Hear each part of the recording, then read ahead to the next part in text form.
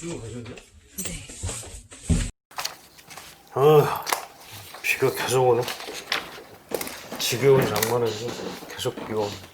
일주일 내내 비 오게 생겼네. 꿀꿀해.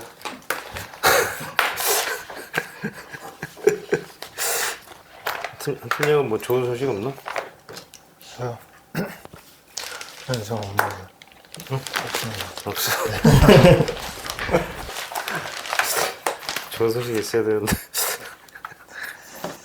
아, 뭐 오늘은 또 뉴스가 뭐가 있나 한번 좀 쭉 한번 봅시다. 또 지금 전부 다 최대 뉴스는 어제 또 임대차 3법이야, 그지? 예. 조선일보는 여부동산법 폭주, 심사도 않고 무더기 통과, 폭주. 폭주라는 표현을 썼어요, 그죠? 그러니까 어제 벌어진 일로 오늘 신문의 헤드라인을 장식한 그런 내용이니, 이 여당이 국회 이 상임위에서 뭐 종부세법이라든지 부동산거래 신고법 등등 뭐 지난 11, 16 대책하고 6.17 대책 등에서 11번까지. 네. 그런 법률 개정안들을 상임위에서 그냥 일방적으로 통과시켰다. 그 내용을 잠깐 보면은 이제 종부세법 같은 경우 이 조정지역 2주택자나 3주택자에 대한 최고 세율을 6%까지 그렇죠, 올리는 6%. 네, 그 내용과 이 소득세법에서 양도세 다주택자 양도세 중과 세율을 10%나 20% 포인트 높이는 내용. 그리고 1년 네네. 다주택자. 네, 법인세법에서 법인 주택 양도소득세의 추가 세율을 10%에서 20% 포인트로 높이는 그런 내용. 지방세법에서 이 취득세율을 2주택자의 경우 8%, 3주택자의 경우 12% 올리는 것. 뭐 이런 내용들이 어제 그 상임위에서 일방적으로 통과됐다 이런 거고요. 국회 국토교통위원회, 국토교통위뿐만 아니라 법사위, 법사위, 행정안전위, 취득 지방세법, 소득세법 이런 기재부, 기획재정위원회. 기재정위원회. 그리고 이 전월세 임대차 3법 같은 경우는 어제 그 국토위가 열려서 부동산 거래 신고법이 통과가 됐는데 여기서는 전월세 거래 신고제만 있었거든요. 신고제 같은 경우. 신고제. 네. 전월세 거래를 현재 매매 실거래처럼 의무적으로 신고를 하게 만드는 그런 내용이 어제 통과가 됐고, 나머지 임대차 3법 중 두 가지, 그러니까 계약갱신 청구권제와 전월세 상한제 같은 경우는 법제사법위원회에 상정이 돼 있어서 어제 열리지 않고 오늘 열린 건데 방금 전에 그 두 가지 법이 법제사법 상한제는 통과된 걸로 나오네. 상한제와 계약갱신 청구권제 두 가지 다. 네. 법제사법위원회를 통과했고. 법사위를 통과했다. 네, 방금 전에 나왔습니다. 그래서 이제 사실상 큰 이변이 없으면 이번 국회가 회기가 내달 8월 4일까지라고 그러더라고요. 4일 국회 본회의를 통과할 것으로 예상이 된다. 이제 진짜로 임대차 전월세 3법이 시행이 되는 시대가 곧 이제 오는 그런 상황입니다. 근데 뭐 여러 가지 얘기 있지만 여기 법사위에서도 전문위원 검토 보고서를 통해서 임대차 3법 시행이 실제가 되면 전월세가 급등하는 등 문제가 나타날 수 있다. 이 전문가들이 항상 하는 얘기지만 단기적으로 임대료가 급등할 수 있고 장기적으로는 모르겠지만 단기적으로는 앞으로 올리지 못할 것을 예상한 집주인들이 미리 전월세 임대료를 높인다는 얘기죠.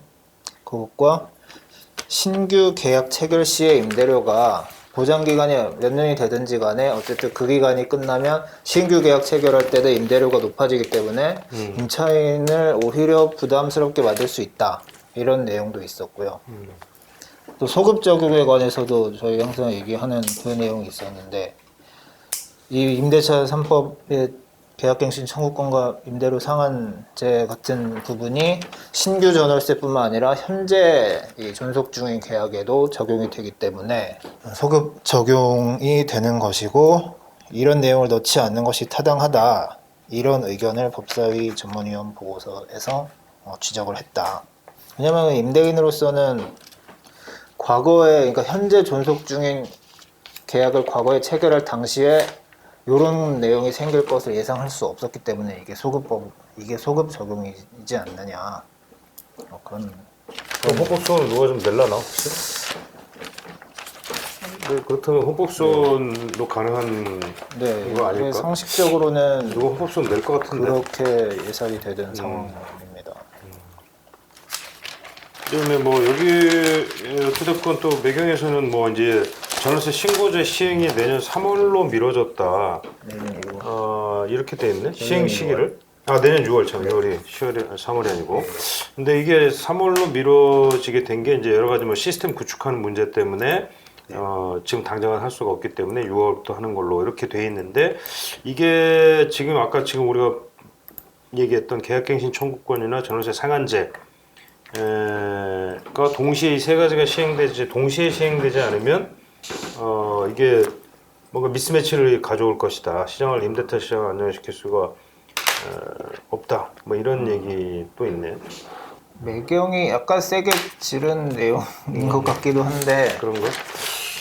저희도 이제 임대차 3법 가운데서도 전월세 신고제 같은 경우 이 시스템을 갖추는 데 시간이 필요하기 때문에 당장 그렇지. 시행이 안 되고 내년 6월 이후부터 의무적으로 신고를 해야 한다 이런 그리고 사실 전월세 상한제도 당장 이거 할 수 있는 게 아니잖아. 표준 임대료 뭐 이거 하려면은 상한제를 정하려면은 이게 그냥 그냥 무조건 5% 이렇게는 안 되는 거 아니야?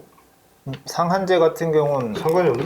네, 상관이 없어요. 숫자만 별로 정하려면 상관이 되는 없어요. 건가? 이전 계약보다 5%를 초과해서 넘길 수 없다는. 근데 뭐 예컨대 임대료 상한율의 상한을 어. 5%를 기본적인 한도로 하되 그 세부적으로 지자체에서 5%보다 낮게 정할 수도 있도록 해놨기 때문에 예컨대 뭐 적당한 임대료 상한이 어느 정도냐를 알아보기 위해서 임대료 시세를 정확히 파악할 필요가 있다라는 이런 경우에는 이 신고제가 꼭 있어야 이 상한제를 시행할 수 있겠지만 그렇게까지 생각하는 건 좀 이거저거 다 생각할 필요 없이 말도 안 되는 얘기야. 전월세 상한제 뭐 퍼센트로 이렇게 정하는 거는 좀 인상률로 몇 퍼센트 이렇게 묶어놓고서는 뭐 무조건 이거에 맞춰가지고 상한 정해놓고 이거 이상 못 올린다라는 거는 이런 게 어딨어. 자본주의 국가에서 시장 경제하면서 자본주의 한다는 나라에서 이거는 말도 안 되는 얘기지 기본적으로. 아니 결과론적으로 이렇게 하면 그러니까 이게 서민들한테 피해가 간다니까 자꾸 착각을 하는데 이게 정부가 하는 논리가 자꾸 그 논리의 그 어떤 그 프레임에 자꾸 현혹되기 쉬운데 그렇잖아, 그죠? 네. 그러니까 이거는 집 있는 사람들한테만 하는 거고, 어떤 임차인들한테는 보호해주는 제도다. 임차인의 그 보호를 더 강화하는 제도다라고 얘기하지만 사실은 겉은 그렇지만 속내를 들여다보면 세상이라는 게 이런 법 규정 내려와, 그러니까 이런 식으로 가는 게 아니고, 그러니까 아니 뭐 임대인은 생각 안 하나? 그지? 집주인은 바보야? 임대차 계약이라는 게 쌍방인데, 그지? 한쪽은 빚이고 한쪽은 바보고 뭐 너만 손해 봐라라고 하면 그 사람이 그걸 일방적으로 받아들이겠냐고. 이거는 그러니까 자본주의 기본 원리를 이해하지 않은 상태에서 내가 옳으니 무조건 이게 맞는 거야. 그러니까 이게 하는 게 맞아. 라고 하는 그런 논리밖에는 난 아닌 것 같아서 이게 그냥 이 정부의 대표적인 하여간 그걸 보여주는 것 중에 하나야. 이 사태가 보면은 대표적인 내가 옳으니 무조건 이거는 따라야 한다. 예를 들면 뭐 그런 거잖아. 왜 그때 누가 내가 그 얘기 안 했었나? 그때 한번 뭐 누차 얘기했지만 대통령이 얘기를 했었나? 누가 얘기했었나? 그러니까 이게 옳은 길이라면 부작용이 있어도 해야 된다. 세상에 이런 말이 어딨어? 참나. 넌 그 말 듣고서 내가 어처구니가 없더라 정말. 몰라 지금 한겨레 신문조차도 여기 보면 좀 약간 비판적인 뭐 제목이 드라이한 듯하지만 사실은 민주 710 부동산 법원 처리 속도 야당 반대 속 상임위원회 일제 의결 그래놓고 보면은 통합당 의원도 넣었어. 그래서 그리고 상당히 그러니까 좀 몰라. 그러니까 이거 자체가 의회 민주주의 자체를 뭐 사실상 뭐 완전히 뭐 폭거제나 마찬가지야. 이거는 그냥 세상에 이런 게 어딨어. 그리고 기립을 해가지고 뭘 상임위원회에서 통과시키고 세상에 이게 무슨 뭐 공산국가도 아니고 뭐 그런 임대차 3법을 통해서 임차인을 보호하겠다는 목적인데 사실상 보면은 지금 전세금이라든지 그 임대료가 그 유례를 찾기 어려울 정도로 치솟고 있는 오히려 지금 상황이라 뛰고 있다는 거 아니야? 그렇지 지금 네. 어떻게 돼 있어 지금? 뭐 저희도 기사 썼는데 이제 보면은 최근에는 어딜 가나 전세는 신고가를 계속 경신을 하고 있고 강동구에 저희 뭐 신문에 나온 강동구의 한 아파트는 5억 올해 초까지 보증금이 5억이었는데 전세가 지금 8억까지 치솟았다. 뭐 이런 아파트들이 정말 특히 서울에서는 여기저기 나타나고 있다고. 거의 뭐 2주, 짧게는 2주, 뭐 한 달 만에 1억 오르는 데들이 상당히 많아서 뭐 어디 특정 구를 뭐 따지지 않고도 거의 전반적으로 뭐 그런 식으로 가격이 계속 올라가고 있어가지고 매물도 게다가 없다 보니까 아무래도 계속해서 신축 매물도 없고 이러다 보니까 계속해서 전세 시장이 조금 불안정하게 계속해서 오르고 있지 않나. 정말 그럴 수밖에 없는 게 세입자들 입장에서도 이 법이 시행되기 전에 어쨌든 전세집을 빨리 구해야 되는 상황인데 집주인들은 뭐 시행되면 몇 년 동안 이 전세금 못 끼니까 그렇지.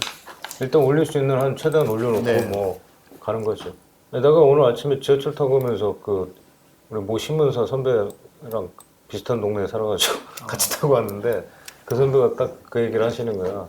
본인이 집이 있는데 지금 이제 어쩔 수 없는 이유로 나와서 이제 전세를 살고 있거든. 자기 집은 전세 주고 그런 사람들이 되게 많잖아 상당히. 많아. 엄청 많은데 그게 아마 20%쯤 될걸? 그 비율. 내 숫자가 정확히 않았는데 그 비율이 상당히 많아. 자가 보유인데 타가에 거주하는 사람.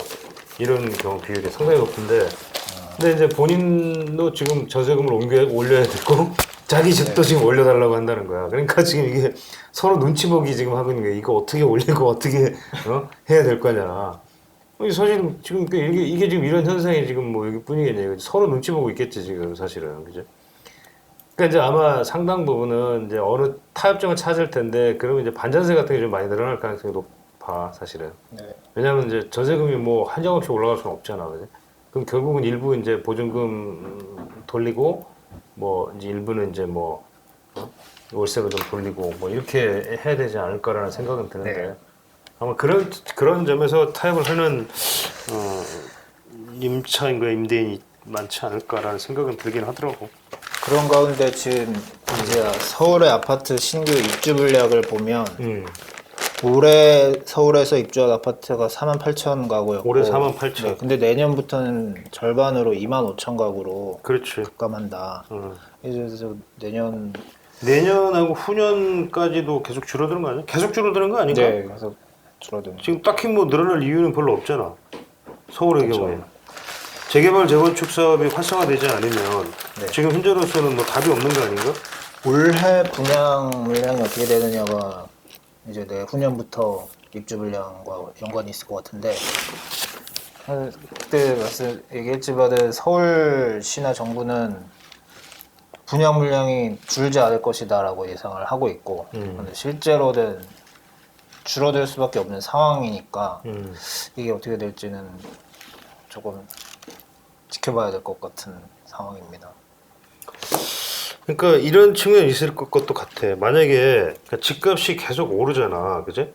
집값이 계속 오르면 재개발이나 재건축 사업도 분양가 상한제를 적용을 받더라도 어찌됐건 아마 답이 나올 거야. 수익성이 어느 정도는 될 거라고. 지금 분양해도 되겠다.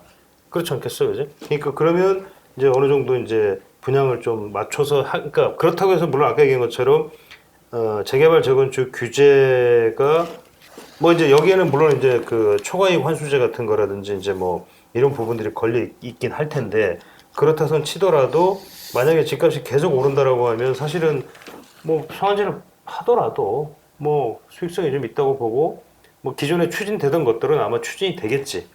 그죠? 그러니까 그럴 가능성이 있기 때문에 뭐 그런 정부의 주장이 일견 타당한 측면도 없지는 않은 부분은 있어요. 근데 그게 과연 시장의 전체적인 안정이라든지 공급 확대 측면에서 이게 좋은 시그널이라고 해야 될까? 그런 건 아니겠지. 근데 이제 오히려 수도권이나 이런 데 같은 경우는 분양가 상한제가 적용이 되면 많이 줄어들 수도 있지, 사실. 네. 사업성이 안 나올 테니까 수도권 같은 데에서는 오히려 한번 지켜봅시다. 이거는 뭐 어떻게 될지. 미국 집값도 유동성 랠리에 역대 최고치 찍었다 이런 얘기가 있네. 지금 뭐 전 세계가 다 난리긴 하네. 코로나발 경기 침체 와중에도 지난달 미국 주택 중간 가격이 3.5%가 상승했다. 그러네. 판매량도 한 달 새에 20% 넘게 증가. 통계 작성 이후 52년 만에 최대폭. 결국 천문학적 돈풀기에 자금이 넘쳐났다. 모기지 금리가 사상 처음으로 2%대까지 진입됐다니. 이런 말을 하셨네. 로버트 실러 예일대학교 교수님. 아시다시피 노벨 경제학상을 타신 분인데 미국 주택은 주식처럼 매우 고평가된 상태. 특히 도심 집값은 하락할 가능성이 높다. 이렇게 얘기하셨네. 그러니까 주식처럼 고평가된 상태. 그러니까 주식도 고평가됐다는 얘기지 뭐. 뭐 주택 공급과 관련해서는 다음 주에 발표한다는 거지, 그죠? 이번 주는 조금 어렵다는 얘기고. 어떻게 돼 있나 지금? 어제까지 저희 얘기한 상황에서 크게 더 달라진 건 새로운 없고요. 내용은 좀 없지, 그지? 평균 10만 가구 10만 가구 이거 어제 나왔던 그 숫자 아닌가, 그지? 요거는 이제 유휴부지라든지 그런 실제 공급량이 10만 가구가 된다는 건 아닌 것 같고 그런 유휴부지 공급량과 이제 재건축, 재개발 규제 완화 등을 아니면 용적률 상향 이런 것들을 포함해서 10만 가구 수준으로 한다 이런 내용입니다. 그래. 아까 보니까 아까 그참 뭐 전셋집을 아예 그러니까 또 그런 것도 있던데 그 기사도 있던데 전셋집을 아예 비워놔 버린다. 네. 아예 뭐 그냥 아무도 안 들어가게 하고 그러니까 집값 내린다는 그러니까 집주인들은 차라리 집을 비워버리겠다 그냥. 네. 뭐 그렇게 그런 얘기도 있던데. 그 뉴스를 보고 내가 참 야 정말 이럴 수도 있겠다. 계약갱신 청구권과 저돌세 상한제가 시행이 되면 현재 임차인이 있는 집에서는 계속해서 임대료가 느끼게 되니까 그렇지. 그걸 비워놓고 거기에 전입신고를 해서 자기가 사는 집으로 일단 만들어 놓겠다. 그런 경우가 있을 수는 있겠지만 그래. 뭐 있기는 일단은 여기 뭐 사례가 있긴 한데 조금 이제 이 정도까지 이제 좀 심각하다. 뭐 이런 취지로 좀 이해를 해야 되겠지. 오케이. 또 뭐 이재명 지사님은 근데 또 뭐 한 말씀 또 오늘도 또 뭐 어제도 하셨대, 그죠? 네. 4급 이상 공무원은 1주택 빼고 연말까지 다 팔아라. 안 그러면 인사할 때 불이익 주겠다고. 지난번에 이재명 경기지사가 그 3기 신도시 지역 역세권 내 주택 공급 물량의 절반 이상을 경기도형 기본주택으로 그렇죠. 보급하겠다. 라고 얘기했었죠. 예, 하고 난 다음에 이제 한 번 더 이제 경기도 이제 4급 이상 공무원을 대상으로 이제 실거주가 아니면 주택을 처분하라 뭐 이렇게 얘기를 했는데 인사상 불이익을 주겠다고. 결국에는 이재명 도지사가 이렇게 강하게 이제 그때 대법원 판결 이후로 좀 강하게 얘기를 계속해서 하고 있는 것 같은데 경기도의 4급 이상 고위 공직자 주택 보유 현황을 조사해 봤더니 이제 총 332명인데 이 중에 28.3% 94명이 이제 다주택자라고 합니다. 네. 그럼 평균보다 높은 것도 아니야. 근데 그때 얘기했잖아. 지난번에 얘기했지만 지금 우리나라 그 2019년 기준이 2018년 기준으로 통계청에서 그 조사한 게 있거든. 그 자료에 보면은 다주택자 비중이 20%인가 25%인가 그래. 전국적으로. 그러니까 25% 정도면 사실 뭐 28% 높은 것도 아니지.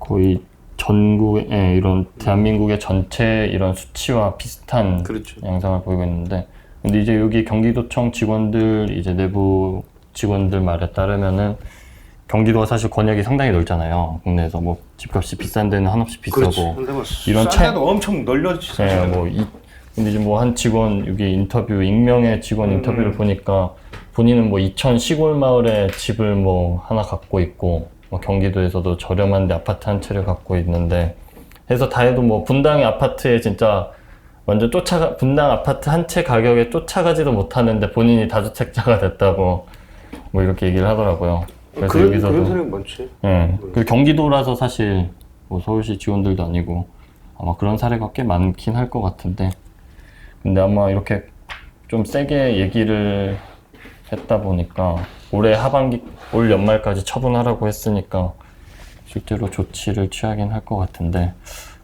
반발은 좀 적지는 않을 것 같습니다. 내부에서 뭐 반발도 반발인데 그런 식으로 되면 이제 주요 입지의 아파트는 그냥 보유하고 이제 변두리에 있는 시골에 있는 아파트 집들부터 처분을 할 테니까 오히려 이제 강남이라든지 주요 입지에 집값을 잡으려다 정책이 지방 집값을 떨고. 무너뜨리는 거 아니냐. 그때 우리 기사 썼던 그 그렇죠, 내용처럼 그렇죠. 이렇게. 지방이 오히려 무너지는 거지. 우리가 기사가 그걸 한번 쓰지 않았나 우리가? 네. 내용이 뭐였지? 그때 이거 박경식이 쓰지 않았나? 이게 이제 정부가 발표한 이 규제들이 뭐 서울뿐만 아니라 지방에도 일괄 적용되는 것들이 상당히 많다 보니까 뭐 그런 이제 지방에서도 이 다주택자이긴 하나 실제로는 좀 뭐 다주택자라고 보기 어려운 그런 좀 난감한 그런 사례들이 있다 보니까 지금 같은 이런 사례들. 예, 정말 뭐 다 합쳐서 뭐 두 개 합쳐서 뭐 진짜 수도권 집 한 채만도 못하는 뭐 세 채를 갖고 있다고 하더라도 그런 사람들이 많다 보니까 이런 근데 이제 규제라는 것들은 일괄 적용이 되다 보니 반발인데 근데 이게 사실 이분들이 얘기하기에도 결국에는 이제 강남 집값은 오르고 지방은 이제 다 처분을 하고 결국 이제 뭐 분양권 거래라든지 이런 갭 투자도 막히고 뭐 이러다 보니까 이제 지방이 결국에는 집값이 떨어지지 않겠냐 이런 얘기인데 근데 이게 사실 뭐 청와대 참모진부터 뭐 저희도 이 경기도 정치관들 얘기를 했지만 청와대 참모들도 이제 지방과 수도권 서울의 집을 각각 보유하고 있으면은 지방부터 매도를 한 그런 메시지들을 먼저 이 시그널을 보여줬기 때문에 시장에서도 당연히 그렇게 반응을 할 것이다 뭐 이런 얘기들이 나오고 있고요. 실제로 그냥 그런 시그널뿐만 아니라 내가 당장 서울에 한 채, 지방에 한 채를 가지고 있다 하더라도 지방집을 팔 것 같은데요. 다주택자에 대한 종부세라든지 이런 그렇죠. 규제, 아니, 어차피 규제성 세금이 많으니까. 왜냐면 어차피 종부세도 마찬가지인데, 그러니까 종부세도 결국은 1주택자는 뭐 이건 정부 말이 맞는 게 어찌됐건 1주택일 경우에는 종부세 부담이 그래도 최소화될 수가 있잖아. 그리고 장기 보유하면 또 그만큼 공제도 받기 때문에 그리고 이제 뭐 종부세라는 게 전년 대비해서 300% 1주택자는 30% 이내에서만 그 올라갈 수밖에 네. 없기 때문에 그래서 사실은 그런 것 때문에라도 아까 얘기한 모든 걸 감안해 보면 경제적 논리로 보면은 당연히 지방주택을 팔아야 되는 거지. 그야말로 미안한 얘기지만 좀 쭉정이들을 팔고 노른자만 그냥 갖고 가는 그런 게 바보 아닌 이상에는 그렇게 해야 되는 거지. 그리고 지금 정부가 그렇게 만들었잖아. 그렇게 하라고. 네. 그죠?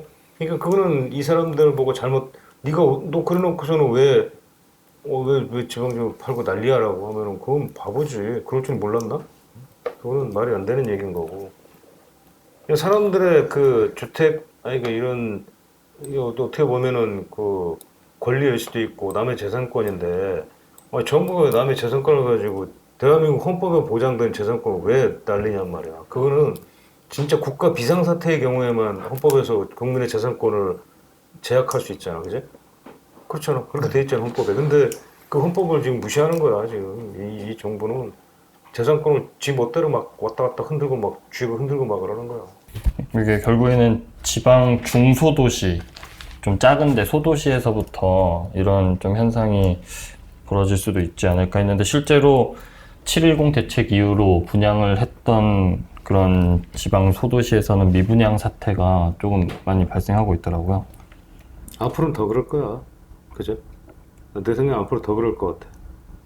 오히려 그렇게 말씀하시는 분들도 있더라고요. 서울에 돈이 지금 몰려서 문제니까 서울에 집을 한 채 가진 사람이 지방에 집을 한 채를 더 살 경우에 규제를 하지 말고 오히려 좀 혜택을 줘서 아, 지방도 좀 시장을 좀 살리고. 네. 줘서 이 서울로 가게 몰리게 돼 될 있는 자금을 빼라 좀, 그쪽으로. 네, 분산을 시키는 거죠, 지방으로. 음. 그렇게 하면 오히려 서울 집값을 잡을 수 있을 것이다. 그래. 지방 경기도 좀 살리고 집값이 오르는 게 경기를 살리는 건지는 잘 모르겠지만 그래도 그렇게 뭐 예컨대 서울의 부자들이 지방에 뭐 전원주택을 한 채 산다 그리고 가끔 놀러 가서 돈도 쓰고 그러면 이제 실제로 활성화가 될 수도 있으니까요. 그렇지. 아니 뭐 틀린 얘기는 아니지. 그 어거지로 세종시에 뭐 또 다 뭘 몽기했다고 하는 것보다는 그런 전략은 실패했다니까. 혁신도시 같은 경우도 지난번에도 얘기했지만 물론 일각에 그러니까 보는 시각에 따라서 좀 달라지지만 혁신도시는 결국은 그 지역에 저것만 그 구도심 몰락만 촉재시켰다니까. 구도심에 살던 사람들이 혁신도시라고 하는 좋은 신도시가 하나 생기니까 다 그쪽으로 몰린 거야. 싸게 해주고 뭐 새로운 좋은 동네니까 그쪽으로 다 갔어. 그러니까 구도심은 망한 거야 지금. 그렇다니까. 현실이 그렇게 돼 있어 지금. 네. 그러니까 이게 무슨 지방에 사람을 수도권에 있는 사람을 밑으로 뽑아내린 게 아니고 지방에서 극과 극을 만들어 버렸다니까 오히려. 자, 뭐 그건 그렇고 또 뭐 다른 뉴스도 있습니다. 뭐가 좀 있을까요? 그런 정도인가? 다른 뉴스들은 또. 그 DH 퍼스티어 아이파크 개포주공 1단지랑 노원 롯데캐슬 시그니처 이 가점 이제 결과가 나왔는데요. 청약 가점. 개포 1단지? 예, 개포주공 1단지 여기서 최고 가점이 80점에 육박한 것으로 나타났다고. 최고 네. 80점. 예, 80점. 없네. 노원 롯데캐슬 시그니처의 최고 가점은 75점. 예. 커트라인은요? 커트라인은 개포주공 1단지 DH 퍼스티어 아이파크는 59제곱미터랑 84제곱미터 이건 그 노원 롯데캐슬 59점으로 나왔습니다. 20평대랑 30평대도 다 59점으로 나. 59에서 75점 이렇게 형성이 됐고 DH 퍼스티어 아이파크의 최저 가점은 54점. 54점도 넘게 됐어. 이제 서울에서 현재는 55점 정도 돼야 생각보다 근데 가점이 좀 낮은 사람도 되긴 되네. 근데 이제 50점 후반 정도 되면 30대는 거의 어렵고 30대가 하기에는 불가능한. 그렇죠, 예. 그렇죠. 부양가족이 특별히 많지 않으면 하긴 50점대도 쉽지 않지. 맞는 말이야. 근데 이게 이 두 단지가 뭐 사실 크게 입지도 다르고 가격도 다르지만 같은 날 좀 했다라는 그런 좀 특이 사항은 있긴 한데 근데 이제 DH 퍼스트 아이파크 같은 경우에는 공급 물량이 많아가지고 조금은 낮게까지 나오긴 하고 다른 강남권 분양 결과에 비해서는 커트라인은 조금 낮은 걸로 나왔습니다. 뭐 오늘 댓글을 좀 한번 살펴볼까요? 방송이 정말 재밌어요. 중간중간 나오는 여러분들이 방송하니 아줌마들 수다보다 완전 재밌어요. 마이크 좀 바꿔야 되겠다. 마이크에 계신 분들이 많이 나오네. 하루에 2편씩 찍어주세요.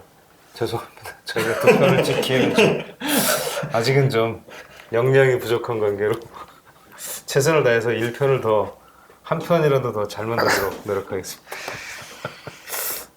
지난번에 이제 우리가 오늘 임대차 3법 비판 강도가 좀 평소보다 좀 약한 것 같다. 압력이 있나요? 라는 댓글을 김영재님이 달아주셨더니 그 밑에 신태희님 압력 때문에 고통받고 계신다면 당근을 흔들어 주세요. 구독자들이 알 수 있게. 당근은 필요 없을 것 같습니다. 자, 부동산은 좀 시장 원리에 맡겨두고 정치나 국방부나 좀 잘 좀 건사해달라 이런 말씀도 계시고. 자, 오늘은 뭐 여기까지 합시다. 네. 오케이.